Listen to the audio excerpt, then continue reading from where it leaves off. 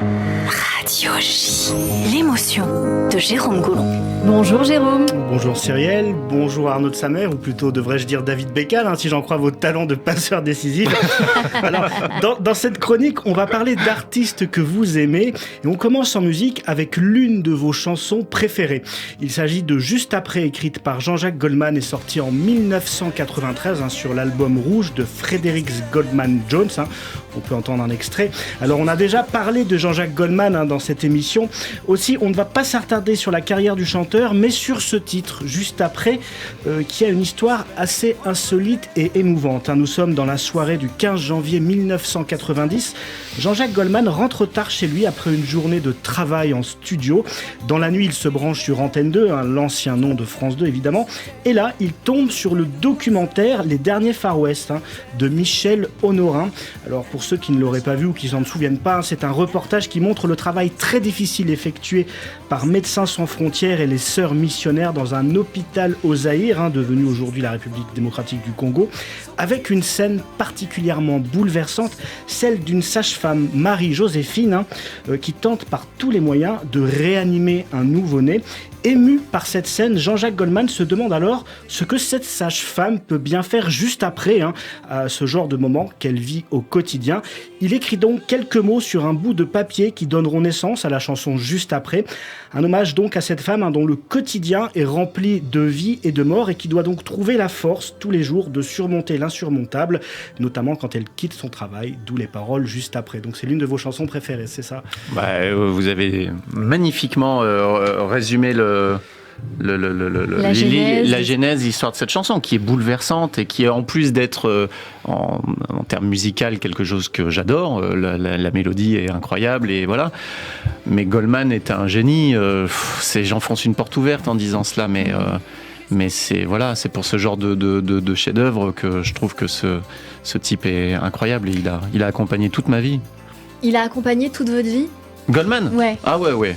Ah oui. De l'âge de 6-7 ans, quand j'ai commencé à écouter ces chansons, jusqu'à pas plus tard que ce matin dans ma salle de bain. Ah oui. Non, mais c'est-à-dire que moi, je suis un fou de Goldman. Je suis un fou de Goldman. C'est-à-dire que quand j'aime quelque chose, je suis passionné. Donc quand j'aime quelque chose, c'est pour la vie et de manière complètement démesurée. Donc Goldman, c'est non-stop tous les jours depuis 40 ans, ouais. On poursuit avec une autre chanson de votre playlist, Arnaud de Samer, chargée d'histoire elle aussi. Oui, il s'agit de la chanson John Bug du chanteur américain Robert Francis, sortie en 2009. Et pour bien comprendre l'histoire de cette chanson, inspirée de la vie du chanteur, on va s'intéresser à son parcours. Nous sommes donc en 2003. Robert Francis a 16 ans. Passionné de musique dès sa plus tendre enfance, il arrête l'école, estimant que les études, ce n'est pas pour lui. Il vit alors dangereusement, si je puis dire, accumulant les excès en tout genre. Et puis, sa rencontre avec une fille change sa vie. Robert Francis vit en effet une relation très très tumultueuse qui dure quelques années, 5 ans pour être précis. Une relation marquée par les abus d'alcool, de drogue, mais aussi la maladie, puisqu'il est atteint d'une double pneumonie. Et c'est donc cette relation tumultueuse qui donne au chanteur le goût de l'écriture et l'envie d'écrire sur les choses qu'il ressent. Donc c'est à partir de cette relation qu'il ne va plus se contenter de jouer les chansons des autres, mais qu'il va composer. Donc la chanson John Bug en est la parfaite illustration, puisque ce titre évoque directement cette fameuse relation qui a donné à Robert Francis l'envie de composer. Robert Francis décrit donc dans cette chanson, de façon très explicite et très personnelle, sans tabou, le côté tumultueux de sa relation, mais aussi la façon dont elle s'est petit à petit dissipée. Robert Francis, pour qui les chansons semblent être une sorte de thérapie, puisque dans beaucoup d'entre elles, on retrouve toujours le même schéma, l'exubérance et la joie d'une histoire d'amour, la tristesse de sa fin et malgré tout, l'espoir qui demeure comme une constante sous-jacente, même quand les choses vont au plus mal. Et quand on connaît votre parcours qu'on a évoqué à l'instant, Arnaud de Samer, ce chanteur, il nous fait penser un petit peu à vous dans ses chansons. Oui, je sais pas. En tout cas, cette chanson, elle me... C'est indicible en fait parfois ce que peut provoquer la musique ou certains morceaux, certaines chansons sur les gens, et cette chanson elle est... Là vous parliez et j'entendais la chanson en fond et j'étais pris.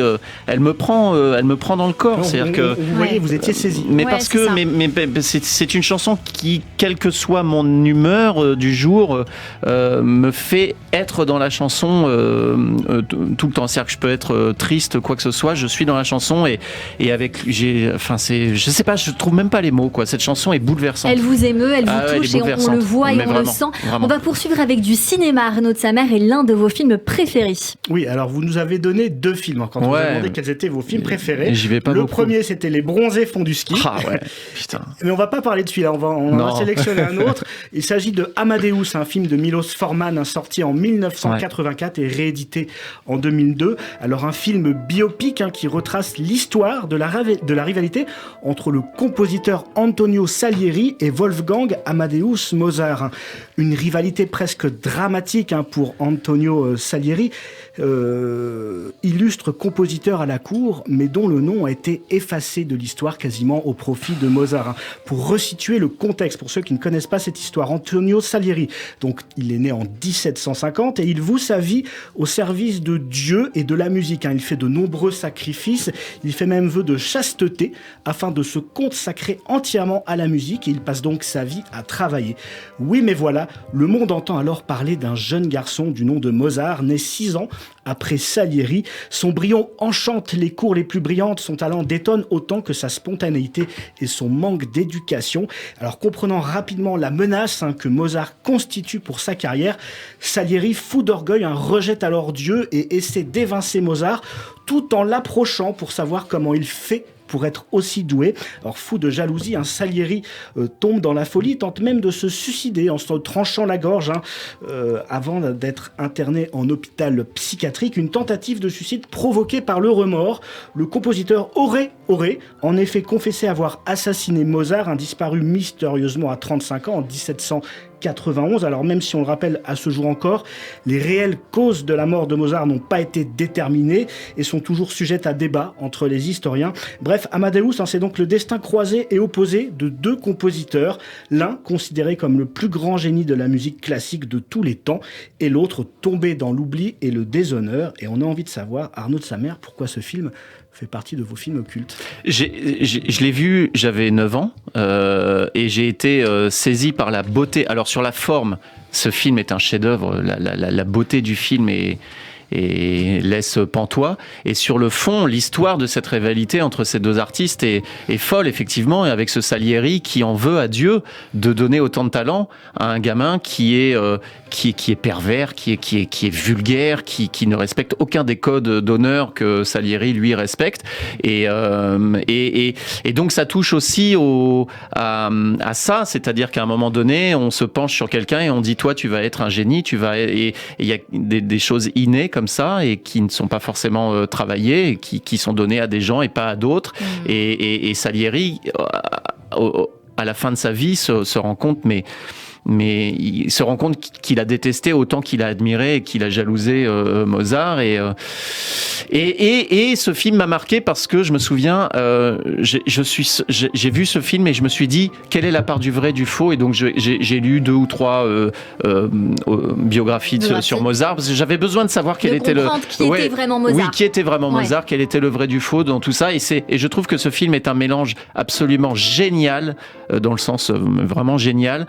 C'est un mélange entre fiction et réalité et voilà, ce film m'a marqué à vie, quoi. Il est long, je crois, il fait 3 heures, mais voilà, j'adore ce film. Qu'est-ce que vous retenez alors de Mozart ? Est-ce que c'est quelqu'un de bien ? Est-ce que c'est pas quelqu'un de bien ? Est-ce que c'est quelqu'un avec un talent inné qu'il a finalement travaillé ? Qu'est-ce que vous avez retenu de... C'est ce qu'on retient du film, c'est-à-dire que je suis assez admiratif, pantois devant ces génies, ces talents précoces. Voilà, c'est ce qu'il faut retenir de lui. Après, on va retenir ça alors et terminer avec votre série du moment, Arnaud de Samer. Oui, il semble que les histoires de meurtre vous fascinent, puisque votre série du moment, c'est You, dont la 4e saison vient tout juste de sortir. Oui. Sur Netflix. Je l'ai pas encore commencé. Alors Alors, je vais pas vous spoiler, je vous rassure. On rappelle juste que You, c'est une série qui raconte l'histoire de Joseph Goldberg, un psychopathe obsessionnel dont le passe-temps favori est d'espionner des femmes, s'introduire dans leur domicile, les séduire, construire avec elles une relation, puis les tuer. Après tout, pourquoi pas. Alors, dans la saison 4, le héros, si je peux l'appeler ainsi, a donc changé d'identité après avoir assassiné sa femme à la fin de la saison 3. Ça, je pense que tout le monde l'a vu.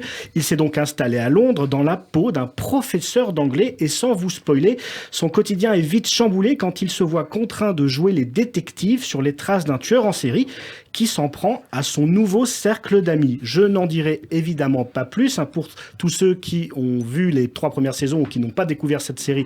Elle est donc disponible sur Netflix et je terminerai juste par une petite citation de Joe Goldberg qui disait « Il n'y a pas de pire piège que celui que l'on se tend à soi-même ». Est-ce que vous êtes d'accord avec cette phrase? Oui, c'est vrai. Ce tueur en série. Oui, mais de toute façon, tout ce qu'on fait, tous nos actes sont déterminés par nous-mêmes et on en revient toujours à soi. Mais cette série est formidable. Alors, c'est un peu résumé de dire il les séduit, il les tue. Parce que le génie de cette série, je trouve, c'est de se dire finalement on voit qui tue telle ou telle personne et on se dit ouais, mais finalement c'est assez normal.